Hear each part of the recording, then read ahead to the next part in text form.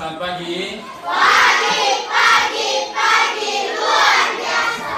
Luar biasa ya, kita harus semangat, masih pagi jadi belum harus semangat ya. Pak, mau cek kalian punya kehadiran dulu ya. Yang namanya dipanggil, silakan jawab ya. Baik, Fendi, Areta, oke, sebelum ini pelajaran, Pak minta satu orang pimpin kita dalam doa dulu ya. Jadi silakan pimpin kita dalam doa ya.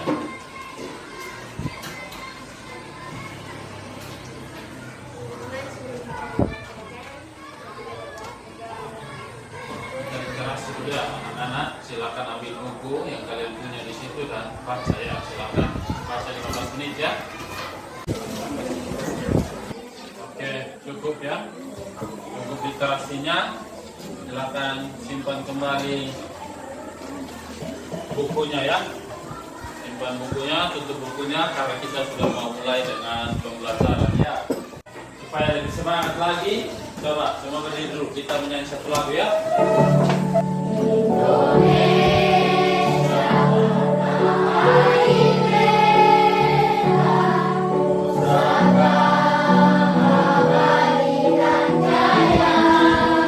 Sebelumnya, kalau IPA kemarin di pembelajaran 2 ya, kalian sudah pernah belajar kan tentang apa itu organ pernapasan manusia? Masih ingat tidak? Masih. Coba kalian disebutkan organ pernapasan manusia itu terdiri dari apa saja? Intan, coba satu. Paru-paru apa? Jadi hari ini kita akan belajar tentang sistem pernapasan manusia atau lebih tepatnya tentang penyakit pada sistem pernapasan manusia. Baik, ini ada beberapa tujuan pembelajaran yang akan kita capai pada pembelajaran hari ini. Itu yang pertama, mengidentifikasi berbagai penyakit yang berhubungan dengan organ pernapasan pada manusia. Kemudian yang kedua, menganalisis faktor penyebab terjadinya gangguan pernapasan manusia. Yang ketiga, menyebutkan faktor penyebab gangguan pernapasan serta jenis penyakit berdasarkan ciri-cirinya. Itu beberapa tujuan pembelajaran yang ingin kita capai setelah nanti kita laksanakan pembelajaran pada hari ini ya. Jadi Pak harap kalian bisa ikut pembelajaran dengan baik sehingga tujuan pembelajaran yang Pak sampaikan tadi bisa tercapai ya. Dan simak video berikut ya. Manusia, hewan maupun tumbuhan, sebagai makhluk hidup, kita perlu oksigen untuk hidup.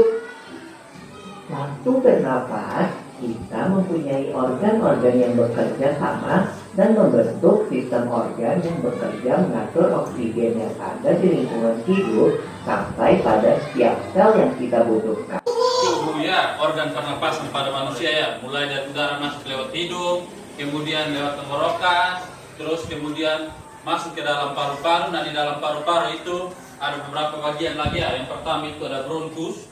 Bronkus itu cabangnya ya. Jadi ketika masuk ini paru-paru misalnya ya, paru-paru masuk. Nah, ketika dari tenggorokan cabangnya ini yang disebut dengan bronkus ya. Jadi kalau ditanya bronkus itu yang mana? Yang sekarang coba kalian lihat di depan. Ada beberapa penyebab gangguan pada sistem pernapasan manusia ya.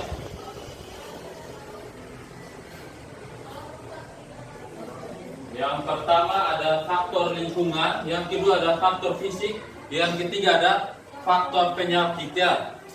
Faktor lingkungan itu bisa terjadi karena lingkungannya kotor atau banyak asap kendaraan dan juga asap pabrik ataupun asap rokok ya. Jadi penyebab gangguan pada sistem pernapasan kalau berdasarkan faktor lingkungan itu ada beberapa contohnya seperti di depan.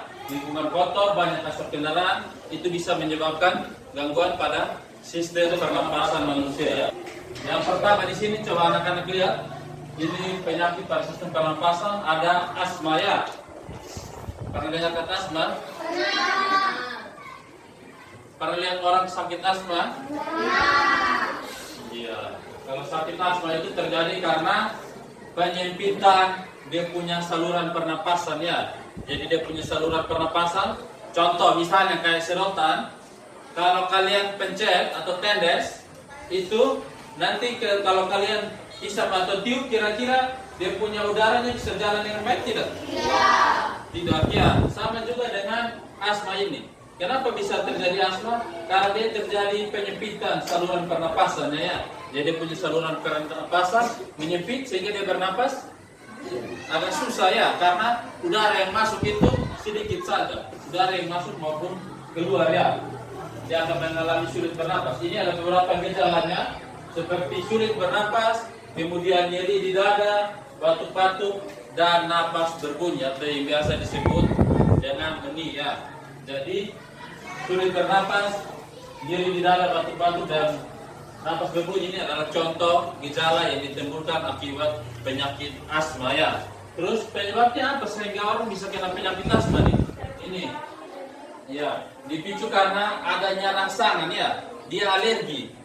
Tahu alergi? Tahu. Ya, orang bilang tidak cocok. Alergi terhadap misalnya serbuk sari. Tahu serbuk sari? Tahu. Apa tuh?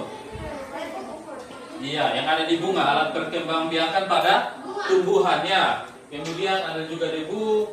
Terus ada yang alergi terhadap bulu binatang. Misalnya dia pegang kucing terus dia alergi, bisa kena penyakit asma ya. Terus ada lagi asap, udara dingin.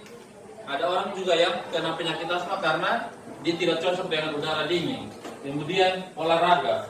Olahraga di sini bukan olahraga terus kena penyakit, tetapi dia memaksakan dia punya fisik ya, olahraga sampai berlebihan. Sekarang Pak minta kalian duduk dalam kelompok dulu. Ini kelompok 1 ya, kelompok 2, kelompok 3, dan yang terakhir kelompok 4. Kalian Pak terbagi, ini ada LKPD di sini. Nanti anak-anak silakan lihat dan kerjakan secara bersama-sama di dalam kelompok ya. Tolong kerjasama yang baik sehingga tugasnya bisa cepat selesai ya.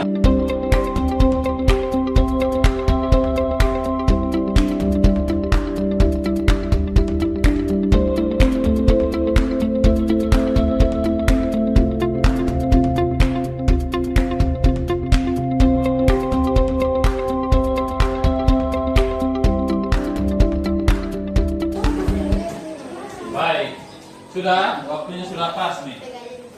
Kalau sudah, kita presentasi dulu ya. Kelompok 1. Selamat pagi teman-teman dan Kak Guru. Pagi. Kami dari kelompok 1 akan mempresentasikan hasil kerja kami. Soal latihan. 1. Sebutkan 3 faktor penyebab penyakit pada sistem pernapasan manusia beserta contohnya. Jawab. Faktor lingkungan, misalnya menghirup udara asap kendaraan atau pabrik. Faktor fisik, misalnya bayi prematur. Faktor penyakit, misalnya seperti terserang penyakit asma dan bronkitis. Sebutkan 2 contoh penyakit pada sistem pernapasan manusia beserta gejala dan penyebabnya. Jawab. Asma, gejala seperti sulit bernapas, nyeri di dada, batuk-batuk, dan napas berbunyi mengik. Penyebab asma dapat dipicu oleh alergi terhadap berbagai rangsangan seperti serbuk, sari, debu, bulu binatang, asap, udara dingin, dan Kalian tadi sudah belajar banyak ya. Sudah mempresentasikan juga kalian punya hasil pekerjaan. Bagaimana itu faktor-faktor penyebab sampai orang bisa terjadi gangguan pada sistem pernapasan. Kemudian kalian juga sudah menyebutkan contoh penyakit pada sistem pernapasan beserta gejala dan juga penyebabnya.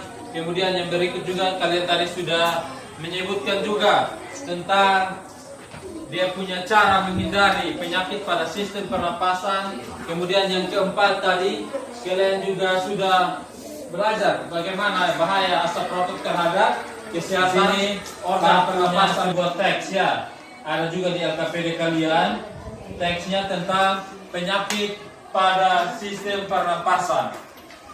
Coba kalian lihat di LKPD masing-masing kelompok, itu ada teks tentang penyakit pada sistem pernapasan. Kita akan belajar atau mencari tahu informasi penting dari teks tersebut. Bagaimana cara mencari informasinya? Kita akan membuat pertanyaan. Baik, ketika membuat pertanyaan, biasanya di dalam pertanyaan itu ada apa-apa saja? Ada kata tanya ya. Coba siapa bisa sebutkan kata tanya yang dia ketahui? Coba angkat tangan. Ya, Leon. apa, siapa, kapan, di mana, mengapa, bagaimana. Sekarang coba lihat di depan sini. Kata tanya apa? Biasa kita gunakan untuk mencari tahu informasi tentang apa coba? Ya? Sesuatu atau apa yang sedang terjadi. Baik. Jadi kata tanya apa digunakan untuk menanyakan segala sesuatu yang berkaitan dengan isi atau pokok bahasan. Ini karena berkaitan dengan kita mencari tahu informasi berdasarkan teks ya. Jadi kita kalau menggunakan kata tanya apa itu menanyakan tentang segala sesuatu yang berkaitan dengan isi atau pokok bahasan di dalam teks informasi. Kemudian kata tanya siapa digunakan untuk mencari informasi tentang apa coba? Iya, seseorang ya. Kalau kita menggunakan kata tanya siapa, berarti itu mau mencari informasi tentang seseorang atau menanyakan orang-orang yang terlibat atau pihak yang terlibat di dalam teks informasi yang kalian ada baca. Apa penyebab penyakit asma? Jawab, alergi, debu, bulu, atau Jadi berbahaya. tadi salah satu cara untuk mencegah penyakit pada sistem pernapasan tadi disebutkan bahwa orang harus rajin berolahraga, harus bergerak supaya sistem pernapasannya bisa lancar ya. Sekarang kita akan belajar tentang tarian. Jadi kita mau bergerak, melakukan beberapa jenis tarian dan coba anak-anak perhatikan di depannya. Tarian, apa fungsi properti tari? Apa fungsi kalau dalam menari kita harus pakai properti? Apa fungsinya? Ya, supaya kelihatan indah, supaya kelihatan menarik. Kemudian makna dari sebuah tarian bisa tersampaikan dengan baik. Tari caci asalnya dari NTT ya, tepatnya di Kabupaten Manggarai. Lihat di sini, mereka properti yang mereka gunakan di sini apa? Kayu. Ya? Cambuk dan tameng. 7. Nama tarian tari Cerana. Properti yang digunakan tempat siri, asal tari daerah NTT. 8. Nama tarian tari Dodakado. Properti yang digunakan bambu atau kayu lurus, asal tari daerah NTT. Oke baik, terima kasih. Tepuk tangan dulu untuk kelompok 4. Tari Cerana. Tari Cerana properti yang digunakan apa di situ? Tempat Tempat siri. siri ya. Jadi kita umpamakan properti yang kalian gunakan ini adalah tempat siri. Sekarang coba kalian tiru gerakan tari yang ada di depan ya.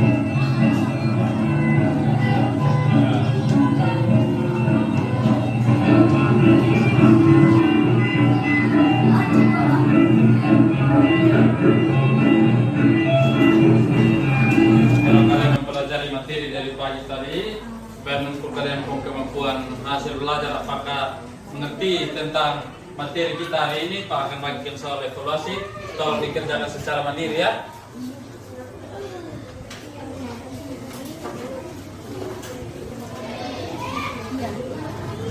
Waktunya cukup ya. Sudah selesai? Baik, sekarang kita kumpul. Kalian punya soal evaluasinya ya. Ada yang mau tanya untuk pembelajaran kita mulai dari pagi sampai siang, mungkin ada materi yang tidak dimengerti. Ada yang mau bertanya? Ada yang mau bertanya? Senang tidak dengan pembelajaran hari ini? Senang? Kalau tidak ada yang mau bertanya, maka pembelajaran hari ini kita cukup sampai di sini. Nanti kita bertemu lagi di pembelajaran berikutnya ya. Materi kita di esok itu dari tema 2, subtema 2 pembelajaran anak-anak. Akhir pembelajaran hari ini kami minta satu orang untuk kita berdoa ya. Oke, Alfendi, silakan pimpin kita berdoa.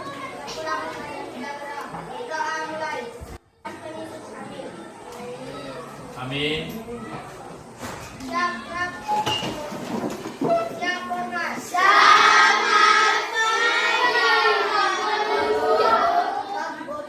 Selamat siang dan sampai berjumpa lagi